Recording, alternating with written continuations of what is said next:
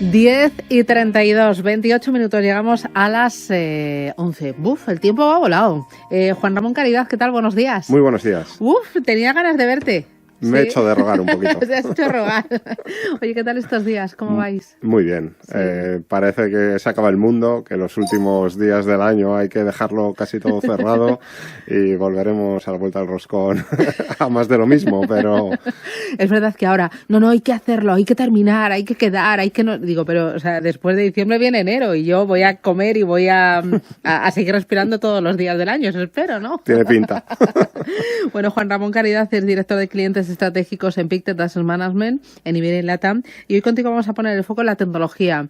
Hoy, durante todo este año 2025 se ha hablado mucho de tecnología, de inteligencia artificial y de la burbuja, pero hemos visto que ha habido apetito, como sí, mucho burbuja, mucho recordar que esto podía ser similar a las .com, pero al mismo tiempo el dinero seguía entrando en tecnología, aunque ya no tanto a los sitios magníficos, sino más diversificado. ¿Cómo has visto tú el momento y cómo lo estás viendo de la tecnología?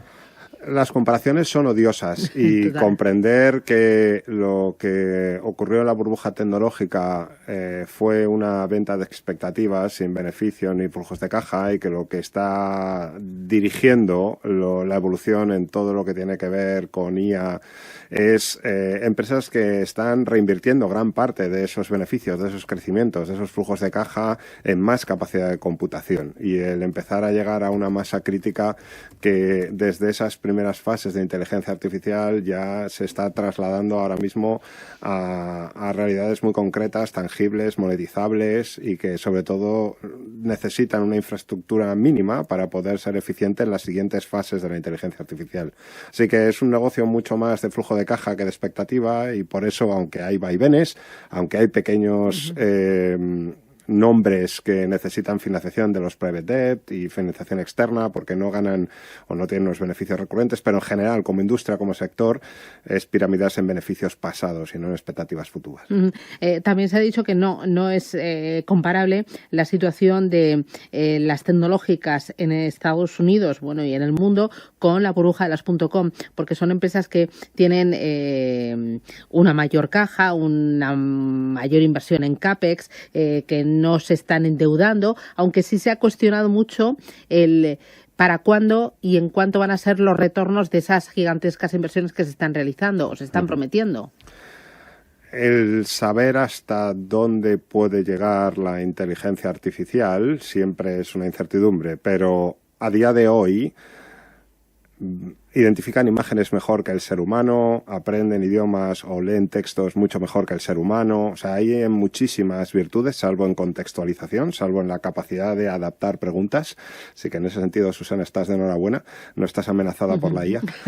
Pero en el resto de matices ya son materialmente o explícitamente superiores al común de los mortales de los seres humanos. Así que en ese sentido sí que la inteligencia artificial a día de hoy se está aplicando a campos ya de una manera muy clara, al mundo regulatorio, al mundo fitosanitario, al mundo biotecnológico, a todo lo que tiene que ver o llevar los niveles de creatividad a un punto superior.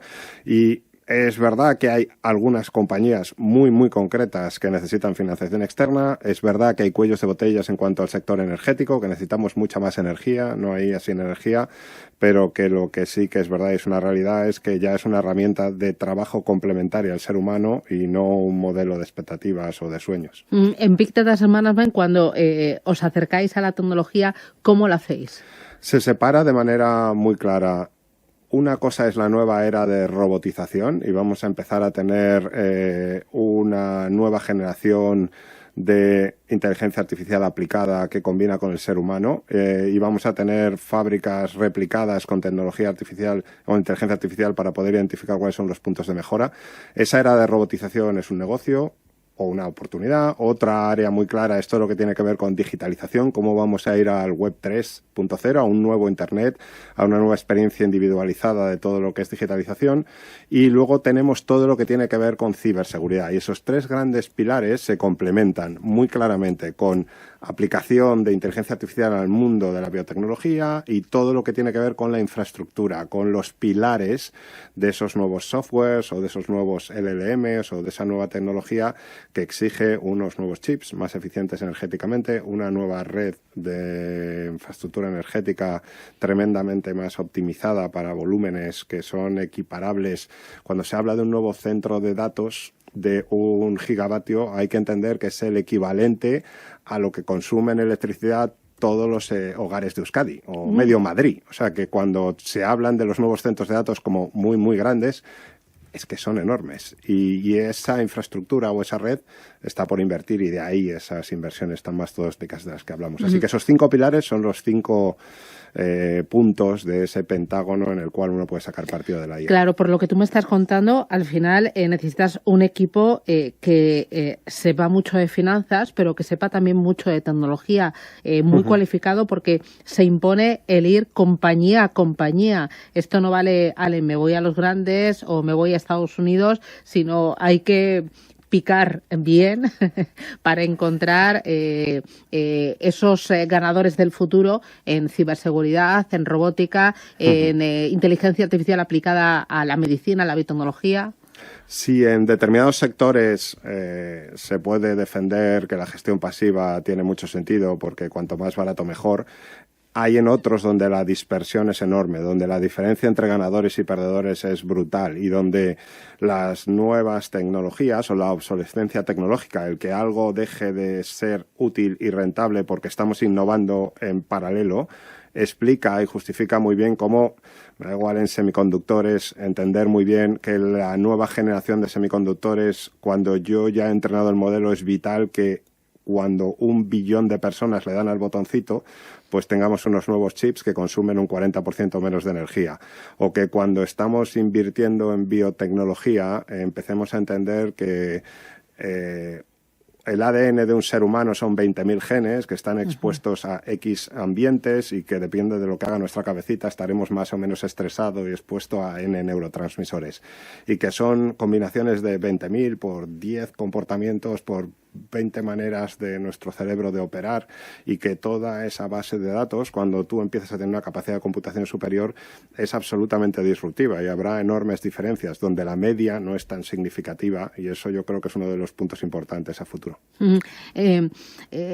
¿Tú crees que otro de los motores que puede impulsar en general el mercado, pero especialmente a todo lo relacionado con tecnología y también con tema salud, biotecnología, es el tema de las fusiones y adquisiciones?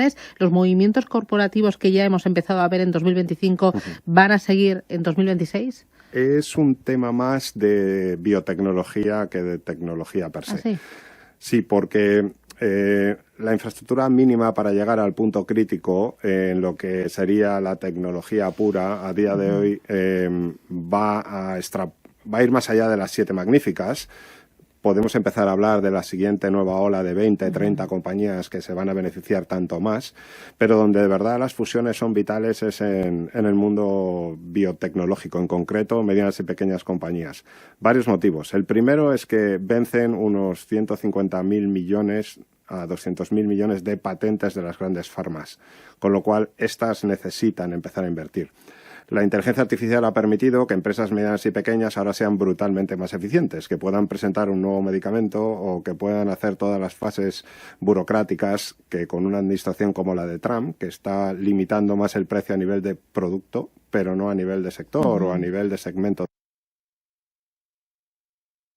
de población, pues está permitiendo y ofreciendo que estamos empezando a ver medianas, pequeñas compañías en biotecnología que están haciendo descubrimientos y están llegando a aprobaciones de patentes en fibrosis quística, en fibrosis pulmonares, en microcardiopatías, que era hasta ahora parecía patrimonio del segmento de las grandes. Y esas pequeñas son muy atractivas porque estamos viendo cómo más ya del 30% del índice de biotecnología está ya generando beneficios, generan flujos de caja, tipos más baratos o expectativa de tipos más bajos todavía facilita esos movimientos corporativos y es ahí donde de verdad el tema de Money está teniendo mucho potencial en este 2025 y es una de las grandes temáticas para 2026.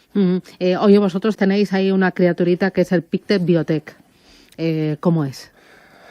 Pictet Biotech es el buque insignia de la casa porque ya ¿Cuántos años tiene? Desde 1997, o sea, está hecho un chaval. Y la idea de Biotech es tener flexibilidad. Ha superado la adolescencia. Sí, ahora está en momento de madurez. Está empezando al punto o sea, dulce. Ya olfatea, tiene criterio, ¿no? Y sabe por dónde viene el aire. Y empieza a ganar dinero, como cuando ya los niños supongo que salen de la facultad. La idea de Biotech es tener 50, 80 compañías, ser un proceso de inversión muy flexible, donde no hay sesgos ex ante, pero a día de hoy, y lleva ya varios años, está muy enfocado en ese segmento de pequeñas o medianas compañías, está más orientado a tener más exposición a Estados Unidos, una pequeña rotación de tecnología a biotecnología o que se confirmen estas expectativas de fusiones y adquisiciones haría que este tipo de estrategias, como la de Pictet Biotech, y se está viendo. ¿Por qué en 2025 el fondo es de los más atractivos y no era tanto en 2024 o 2023? Por esa preferencia a ese tipo de compañías que se beneficia de valoraciones más atractivas, de más exposición a movimientos corporativos, que es lo que pensamos que tiene sentido para el 2026. Háblame de rentabilidad, cómo lo ha hecho desde el lanzamiento, en los últimos 5 años, analizado 3 años. Sí, las rentabilidades en 2025 han estado por encima del 30%. Venimos de un sector y una tipología que había tenido un 2022 muy complejo, una segunda parte del 2023 también durísima y un comienzo de 2025 también con movimientos y volatilidades extremas. Por lo tanto, ese 35% es una primera fase de recuperación simplemente con volver a los niveles o por comparar con el potencial de recuperación de lo que sería o de lo que puede ofrecer el activo después de 6 semestres durísimos o de más de 3 años, es donde ahora mismo nosotros pensamos que tiene todo el sentido y bastaría, ya digo, una mínima rotación del puro tecnología hacia fuentes de rentabilidad más diversificadas para que podamos ver otros años tan buenos como este 2025. Dame 2 mensajes clave para cuando miremos a la tecnología en este 2026 y lo unamos a la biotecnología. En tecnología el mensaje claro es distinguir qué oportunidades de inversión se cimentan en flujos de caja y beneficios reales de lo que no. Ahí es donde se puede empezar a ver grandes diferencias y cuando hay volatilidad, eso es una oportunidad de compra y no un error como pudo ser el de las .com. La aplicación al sector biotecnología es entender que donde más se puede tocar la disrupción tecnológica es en un sector donde a día de hoy, por cómo funcionan los cuerpos, el ser humano, por tener unas valoraciones muy atractivas, por ser negocios que por primera vez en mucho tiempo son muchos más rentables y generan mucho más flujo de caja, podemos empezar a ver unas enormes diferencias entre ganadores y perdedores y, por lo tanto, para todos los inversores tener una gran oportunidad en gestión activa. ¿Por qué Pictet? Porque son más de 30 años de experiencia invirtiendo en temáticas muy especializadas, porque esos equipos de gestión se complementan con asesores, con relaciones cimentadas en décadas con el Instituto de Copenhague, el de Resiliencia de Estocolmo, que producen un conocimiento científico que combinado con la experiencia financiera, pues al final genera retornos, que es lo que todo el mundo puede ver. Pues Juan Ramón Caridad, desde Pictet Asset Management, un auténtico placer. Gracias y nada, feliz año nuevo. Igualmente. Un abrazo fuerte.